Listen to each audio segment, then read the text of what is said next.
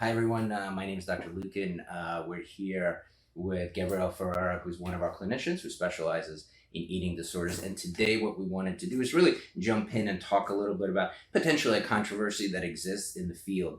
And one of the things that I wanted to ask you is oftentimes when patients come in, their real focus is, on losing potentially the weight and at the same time working on the eating disorder concerns. And oftentimes what I at least find is that once their eating gets regulated, they're oftentimes still, dissatisfied, let's say, with the weight. And I guess as somebody who works extensively with eating disorders, I'm just wondering what your thoughts are on that. What would you suggest to an individual who, on the one hand, one can say has been successful eating disorder treatment, on the other hand, is still kind of dissatisfied where they find themselves? Yeah, absolutely. No, I think that's a great point. I think it comes up a lot in the clients that I work with. And the thing that I typically tend to talk about in those situations is body trust, right? And trusting our bodies to know what they need and know what to do with what we give them. And this kind of idea of mutual trust between our bodies and ourselves. So if we trust our bodies to tell us what we need and we give it to them at that time, that intuitive eating kind of aspect, then in return, our bodies will take care of us and, keep us at a place that's healthy and regulated and that internal homeostasis. And it can be tricky because we live in a culture, unfortunately, where there are a lot of diet culture messages on a regular basis. There's a lot of, fat phobia in the world and kind of this pressure to look a certain way or to be a certain weight. So when we're getting all those external pressures, it's natural to want to kind of give in to them or, appease them. But when it comes down to it, our bodies know what to do with the food we give them. Like we're naturally these beings that from birth, our bodies know what to do with what we put into them.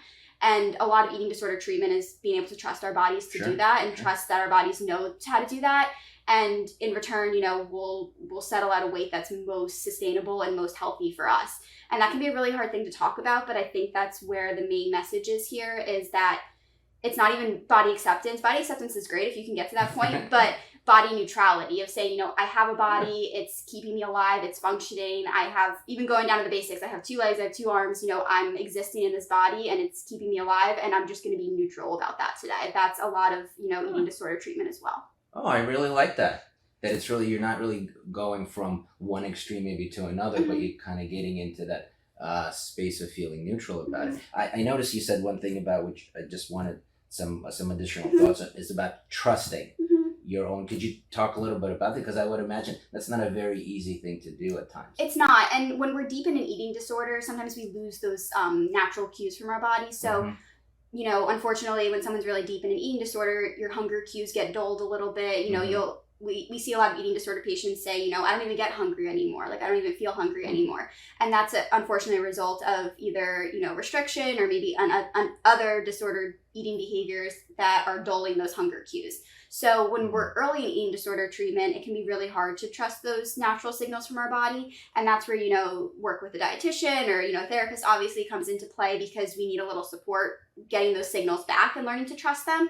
But once they do come back, there's a lot of internal work and reflection to be done about realizing that our bodies know best. Like we create messages in our heads and our brains can really run wild with diet culture messaging and, overthinking and what do we do with this and do I eat that or versus that? And it really is a primitive evolutionary thing when it comes down to it of like our bodies know what to do. And it can be a little relieving when you actually think of it that way because you're like, wow, I'm going to take the pressure off of myself to figure this out and to calculate this because my body knows what to do and I'm just going to lean into that and trust it as much as I can. Wow, I think that's a really powerful message, is that it's really getting rid of the interference, one could say, kind of going back to the basics. Yeah. Well, I appreciate that. That was a great overview, guys. If you're interested to hear more, please do subscribe. You could also, Gabrielle also wrote a great article. You could visit our website to learn more. Thanks so much and hope to talk to you soon. Bye-bye.